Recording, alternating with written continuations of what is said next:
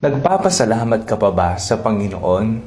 Ako po si Father Fiel Pareha at ito po ang ating segment, ang Daily Devotion, na kung saan tayo po ay magdarasal, magbabasa at magninilay kasama ng salita ng Diyos sa buong taon. Manalangin tayo. Sa ngalan ng Ama, ng Anak at ng Espiritu Santo. Amen. Halina, banal na Espiritu, liwanagan mo ang aming puso at isip nang maunawaan at maisabuhay namin ang iyong salita. Amen. Our Bible passage for today is from the book of Psalms chapter 136 verses 1 to 9, and I read it for you.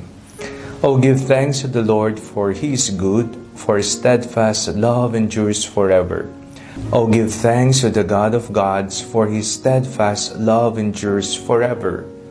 Oh, give thanks to the Lord of hosts, for His steadfast love endures forever. Who alone does great wonders, for His steadfast love endures forever.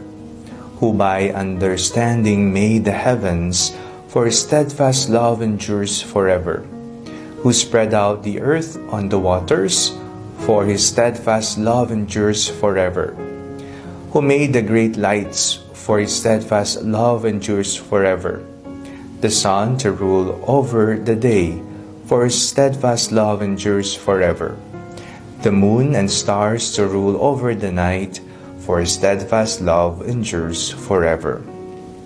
Laman pa ba ng panalangin mo ang pasasalamat sa Panginoon? Sa mga biyayang tinanggap, sa mga pagsagip niya sa inyo mula sa kapahamakan, sa mga pagbibigay niya ng mga hinihingi mo at kinakailangan sa araw-araw. Meron pa bang thank you? Meron pa bang gratitude na namumutawi sa iyong mga labi o kaya naman masiglang ipinapahayag ng iyong puso? Salamat, Panginoon, sapagkat hindi niyo kami pinabayaan. Ang pasasalamat ay isang napakagandang ugali, lalong-lalo na sa mga grasyang ipinagkaloob ng Panginoon sa atin.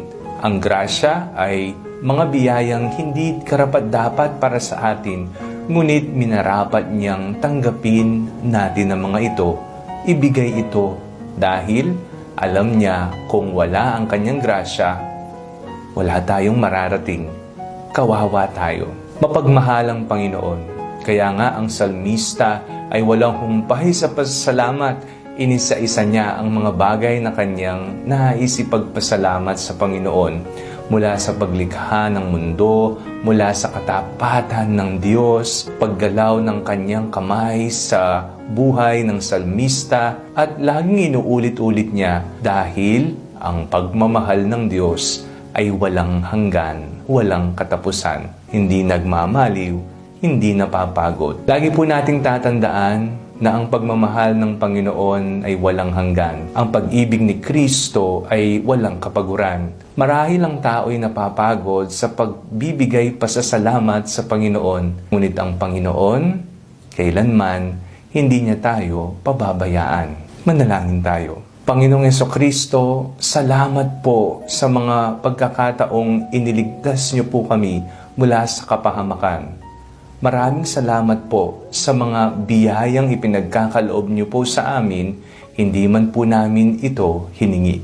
Amen. Sa ngalan ng Ama, ng Anak at ng Espiritu Santo. Amen. Huwag po ninyong kalimutang i-like ang video ito, mag-comment po kayo and share it with your family and friends.